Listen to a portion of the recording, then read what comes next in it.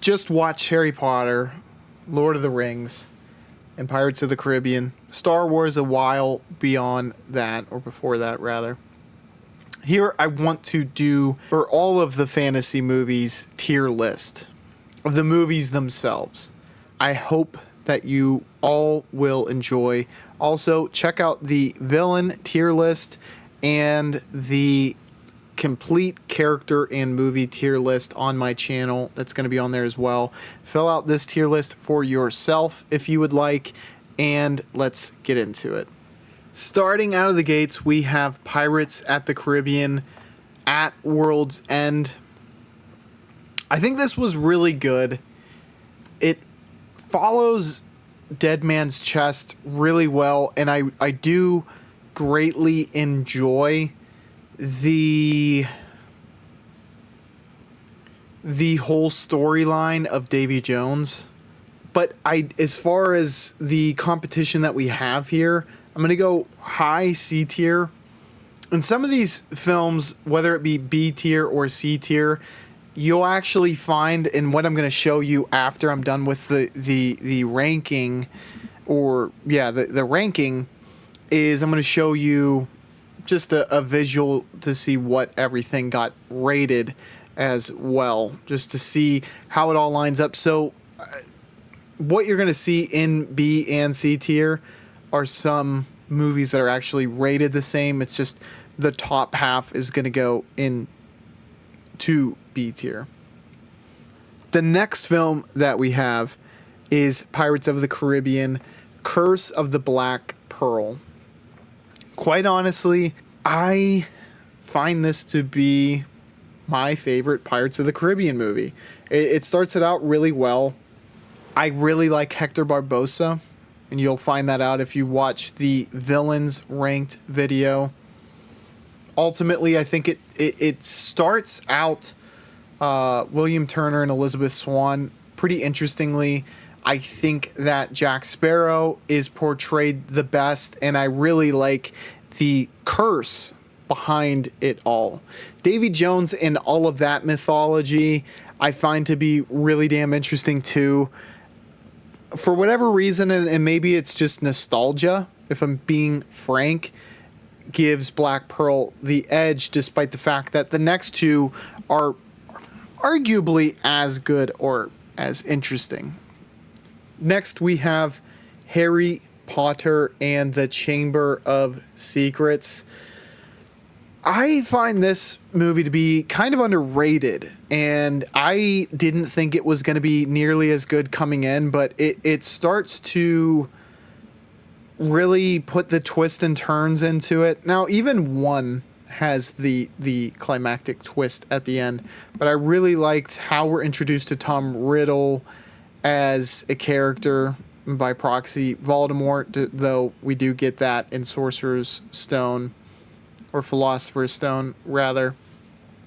I enjoyed Chamber of Secrets a good deal, and I think it's the most underrated of the Harry Potters. Well, maybe you'll see one that is underrated according to me, but Chambers of Secrets is really good, or Chamber of Secrets is really good, and I don't think it gets enough credit.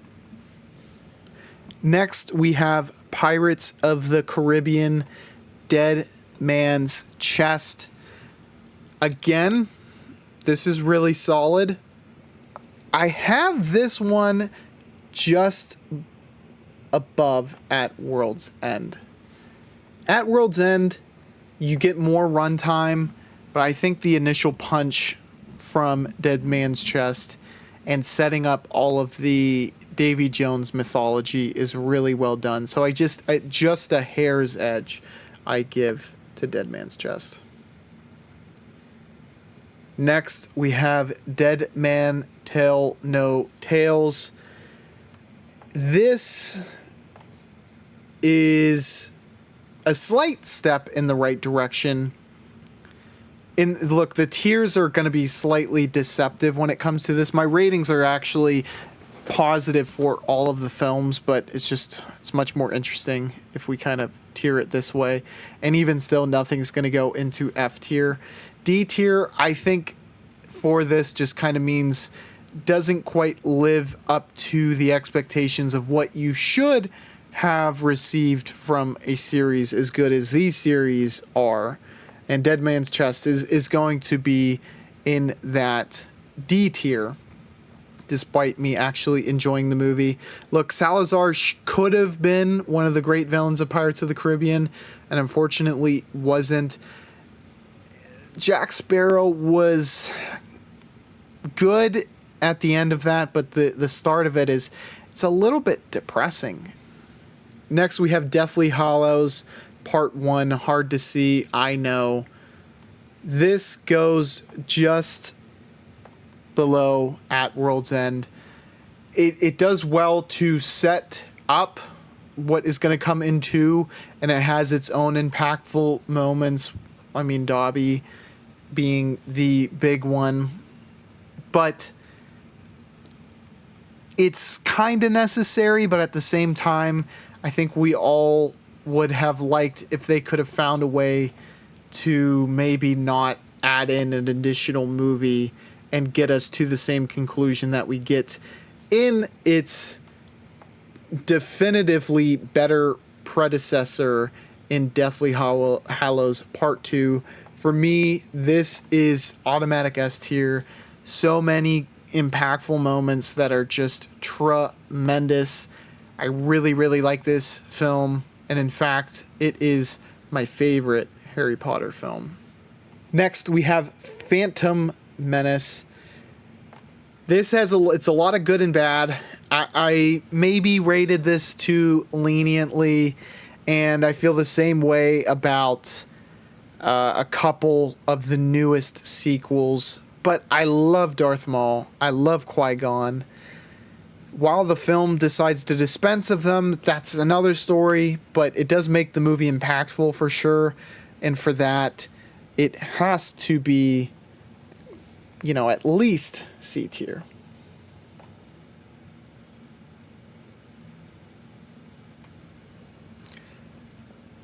Coming up next, we have Attack of the Clones.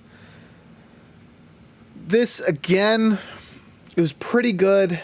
Teenage Anakin does get on my nerves quite a bit, but there is enough impactful moments that it isn't completely bad. Dooku, I think Grievous. It's a solid film, but because Qui-Gon and Maul are in Phantom Menace, I have to give the edge to that. So it's solid C tier, but can't go much higher. Next, we have Episode 3, Revenge of the Sith. The creation of Vader, this was just so fucking cool. Let's be honest. We know that he's Luke Skywalker's dad from the original trilogy, the Tridge, but his tragic past, we didn't know about that, and this film unveils that, and it makes this film very special. I give that film A tier.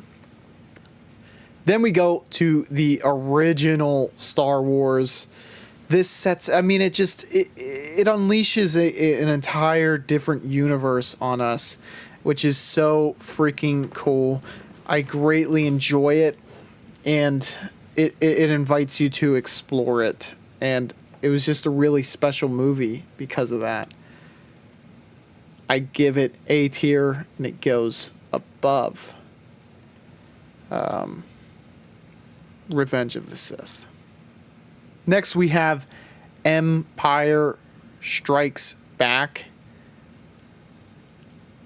This is my favorite Star Wars movie.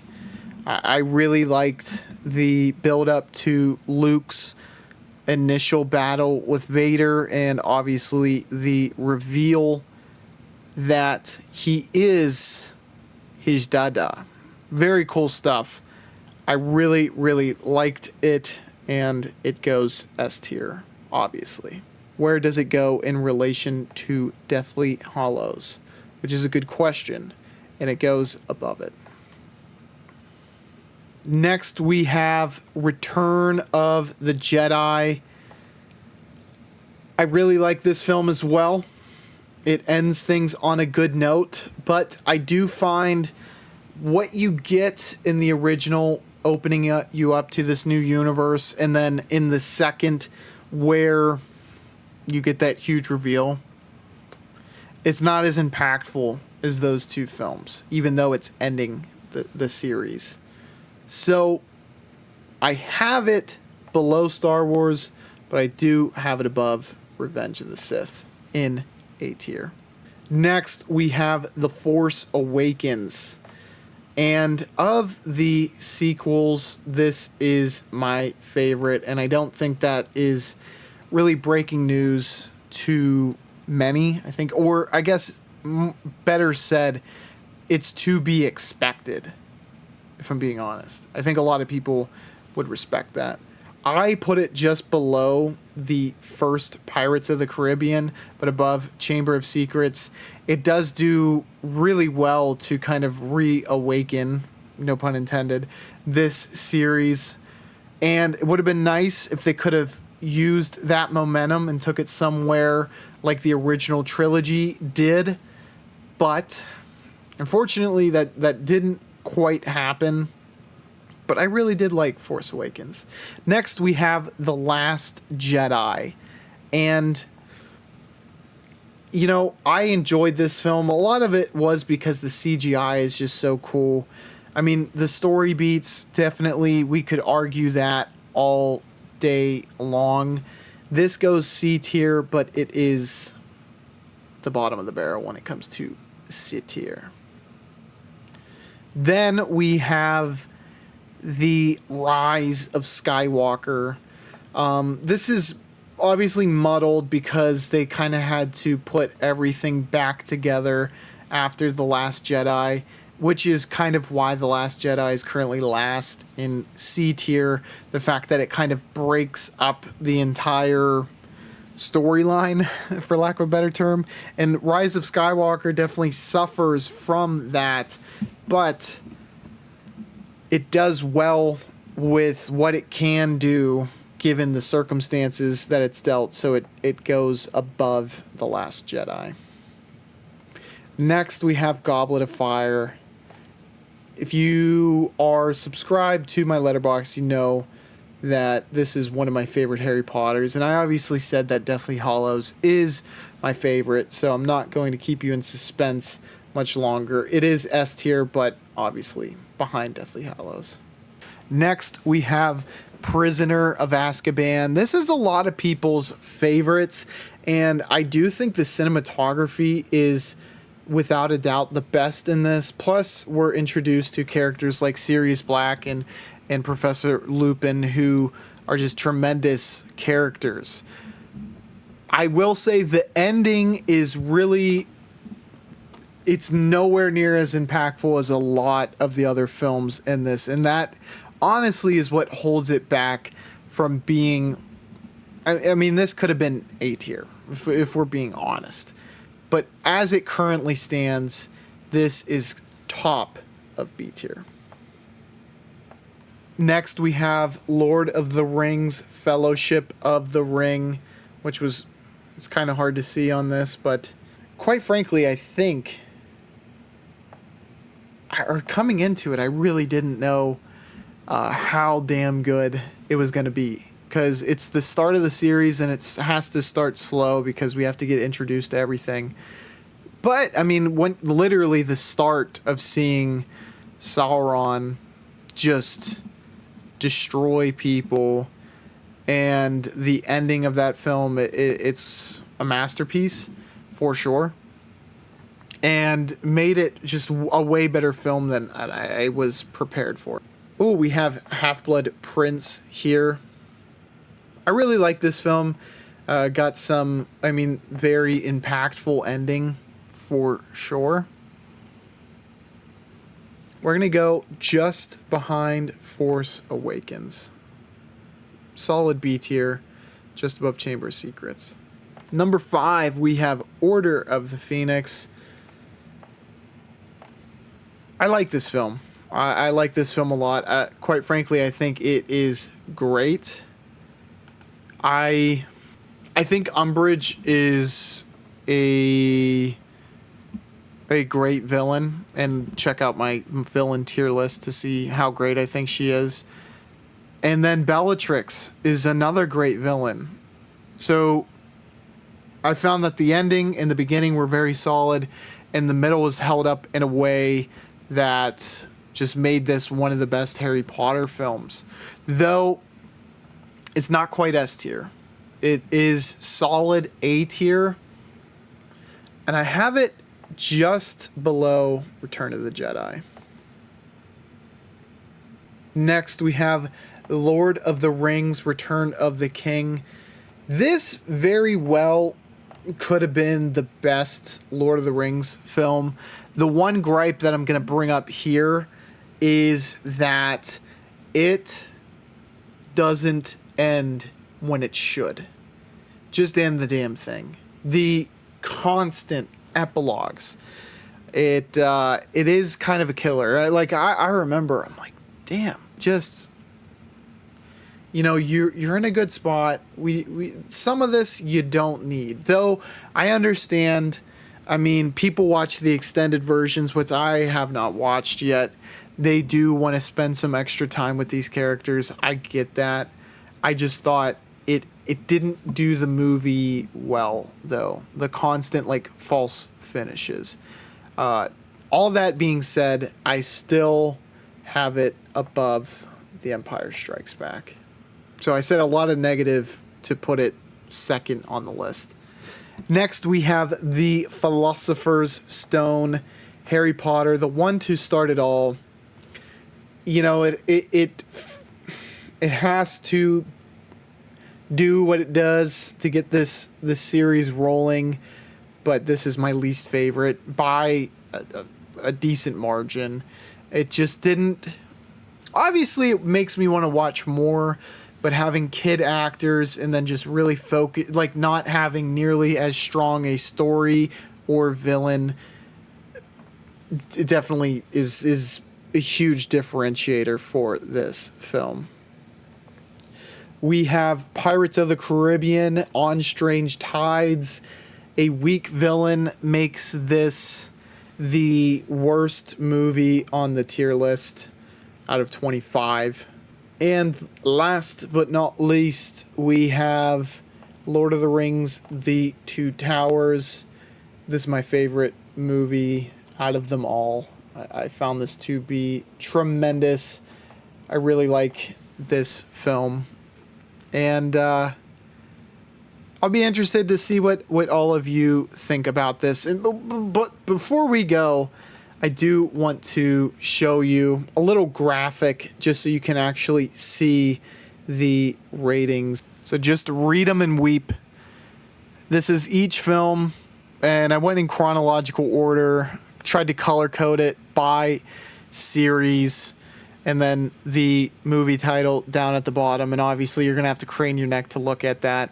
But just wanted you all to see how everything goes. And I'll show you the actual tier, or the actual ranking, which is just going to be a snapshot from my letterbox. And I'll put that in the pinned comment down below so you can look at my letterbox. But I appreciate you joining me. Let me know your favorite films out of these 4 magnificent franchises down below. I want to talk about, you know, how good these series are. You know, they're damn good, and I really enjoyed them, and I hope you enjoyed them too. I hope you enjoyed this video, and I'll catch you on the flippity floop. Bye, y'all.